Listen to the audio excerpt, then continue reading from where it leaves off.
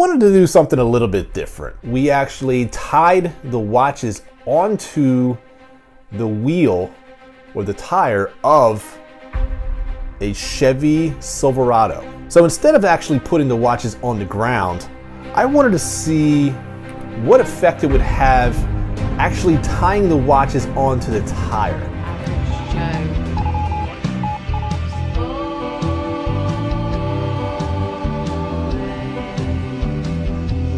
It's always time. We kind of want to.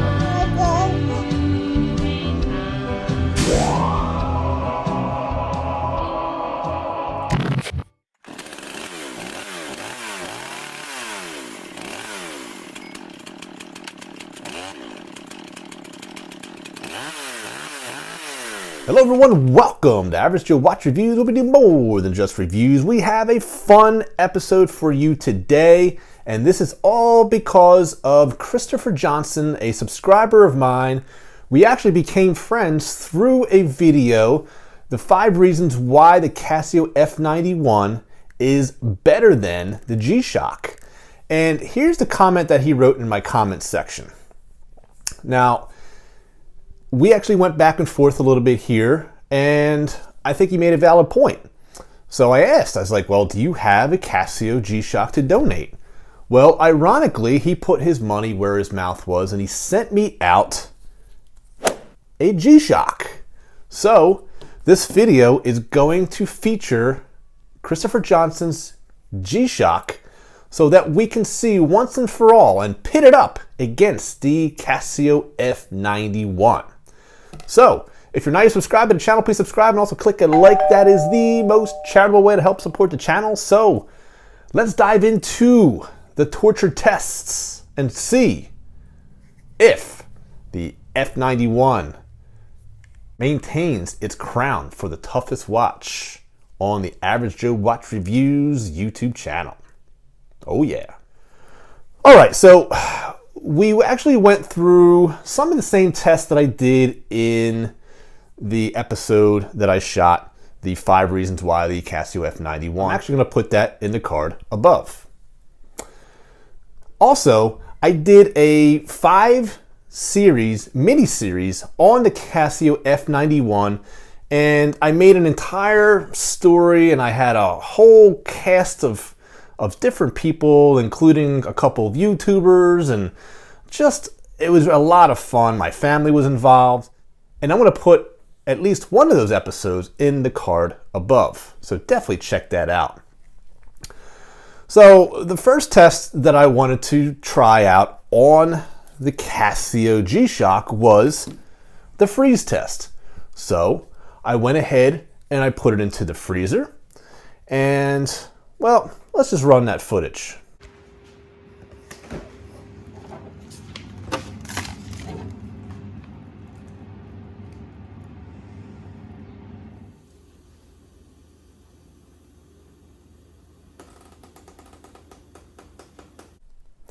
And as you can see, the G-Shock, I mean, was there any doubt? The G-Shock did indeed last through the freezing. It still is working.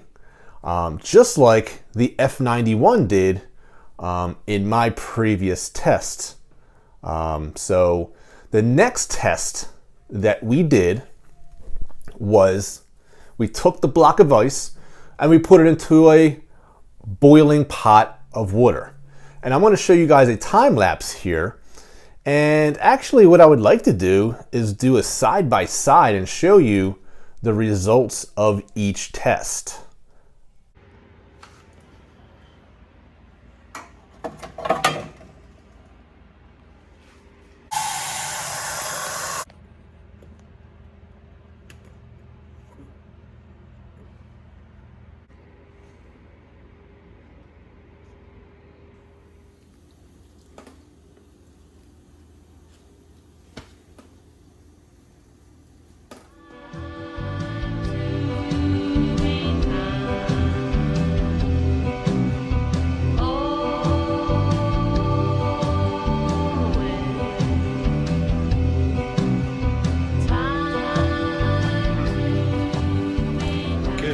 Starting to boil. Let's take a look at the watch and see Oh yeah, we are completely blacked out.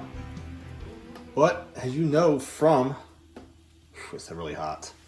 As you know from the previous video that I did on the F91, this should indeed clear up. So let's see what happens as we hold it here.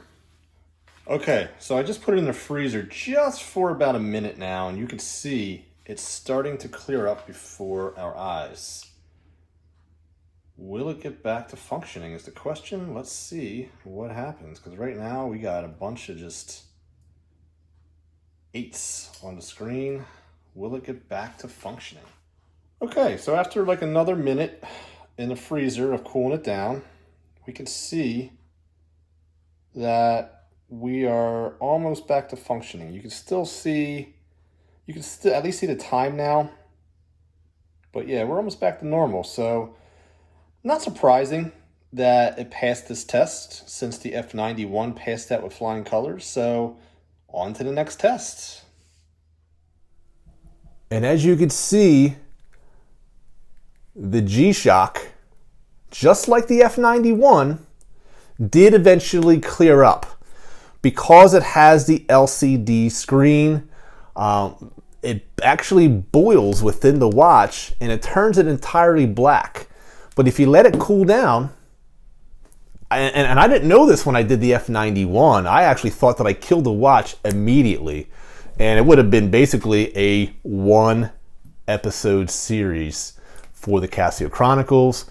But because that passed that test and multiple tests afterwards, we had a 5-part series.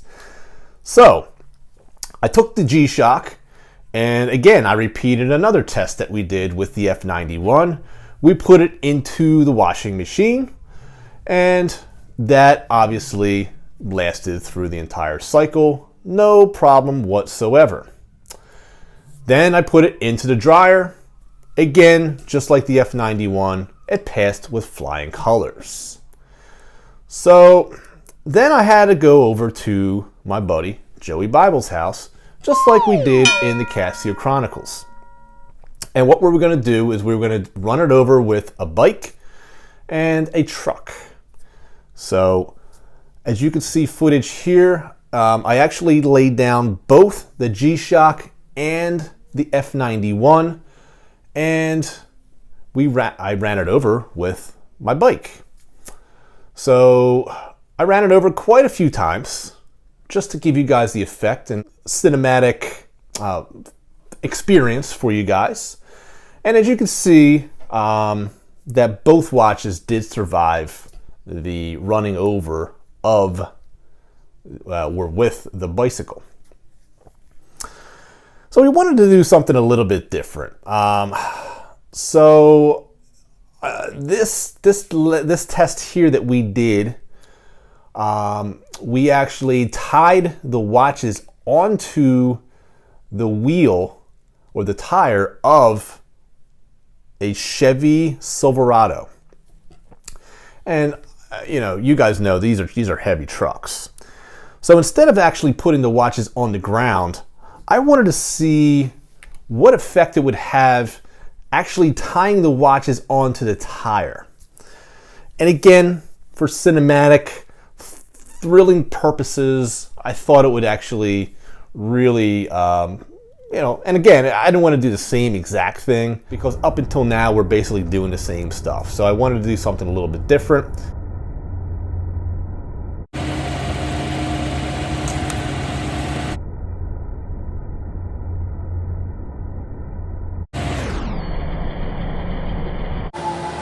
As you're seeing here, these watches are taking a lot of abuse.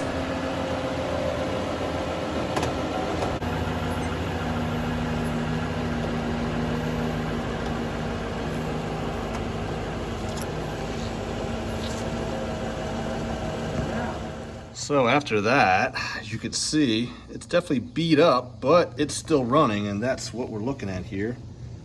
This G-Shock here is a little, but you can see it's still running. Not as beat up as expected.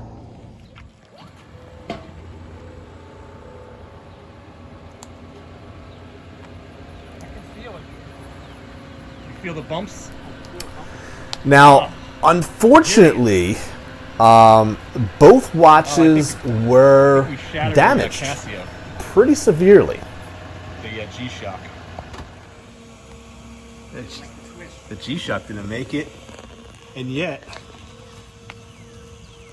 the F91 is actually looking pretty good. Oh my goodness. And I actually have the Casio G-Shock. As you can see, it's still running. Okay, it's still running. And the F91, you can still hear things, but there's nothing going on. This one is completely shot. Now back to the Casio G-Shock. One of the buttons are not functioning at all. So I forget which one it is, but the watch is not functioning fully. But that's not because we ran it over with the truck. Nah.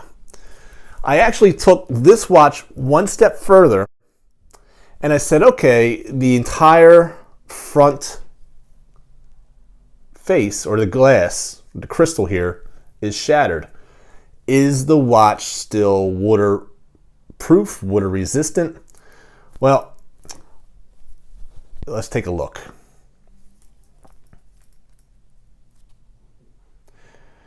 So as you can see, we did eventually kill the watch. It took a little while, but it did finally kill it. But it did come back to life, but we did lose some functionality in one of the buttons. So I have to say the G-Shock did prove victorious over the F91. Now, to my point, you're paying $10 for this watch, you're paying $40 to $50 for this. So I could buy 4 of these and take my chances, or I could buy one of these and you can see that it does last. So the fact of the matter is, this little guy here, a very entry-level $10 watch that we've all worn when we were kids, I mean back in the 80s, this is an absolutely fabulous watch. But I do want to thank Christopher Johnson for lending his watch into the channel. I didn't destroy it completely, but if you want to see more, Chris, just send me a DM and I'll just completely destroy it like I did in the Casio Chronicles. If you guys don't know what I'm saying or what I'm talking about, you definitely want to check out that episode because I did blowtorches, the axe, we actually crushed it. I mean, we did so many different things that you guys won't even believe to this poor watch. So you definitely want to tune into that. But I want to thank you guys so much for joining me today. I hope this was interesting to you. And yes, the G-Shock is a tougher watch because of the fact it has the protection. You can even see with the crystal, the whole watch itself is, or the dial is actually recessed. So that provides that protection. There's this protection everywhere, even with the pushers actually have protectors. You even have some protection here on the back. Even this, if it were to drop, you've got the shock absorption. I mean, this watch is really well developed. The F91, it's very plain Jane and not a lot of absorption. But the fact that it takes so much abuse, it still amazes me. And I have to say, like, it didn't lose, like, it wasn't a slaughter. I mean, this thing held its own. So there you go, guys. I thought it was really a lot of fun. I thank you very much for joining me, and always remember that there's always time to be kind to one another. Please take care of each other, and I'll see you guys next time on Average Joe Watch Reviews. God bless, my friends.